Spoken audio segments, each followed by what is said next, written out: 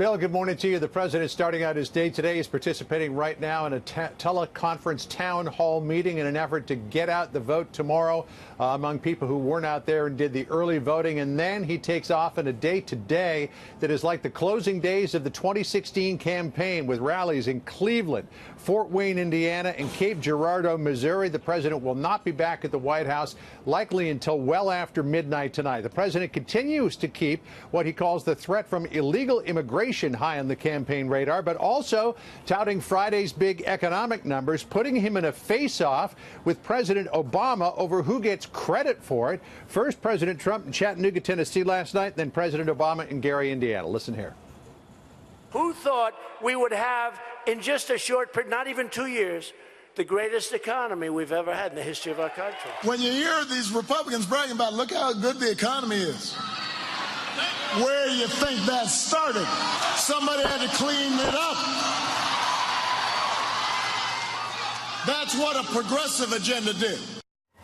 This campaign in many ways mirrors the 2002 midterm campaign, in which former Presidents Bush and Clinton campaigned heavily, at least in the closing days, to get out the vote. But President Trump has put more effort into the midterms than any president in memory, traveling almost every day in the past month.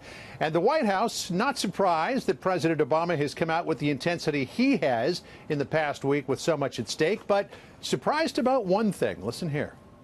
I think the biggest surprise is that they would actually try to tout the 8 years that they had as success. I can't think of one thing that they had that was successful in those 8 years that you would want to go and brag about. In fact, we've spent the last 2 years undoing and trying to fix a lot of the problems that were created by the previous administration. A lot of enthusiasm for these midterm elections, Bill, in ways that we don't usually see in the midterm process. A lot of that, I think, is because of what's at stake and the way that President Trump has been getting people out. In fact, the RNC chairwoman, Ronna McDaniel, wanting to make sure that they squeeze absolutely every vote they possibly can out of the Republican Party, urging people to get out tomorrow and vote, because she said 200 votes could make the difference in some of these races because they are so close. That's not a lot of wiggle room. Thank you, John Roberts from the North Lawn.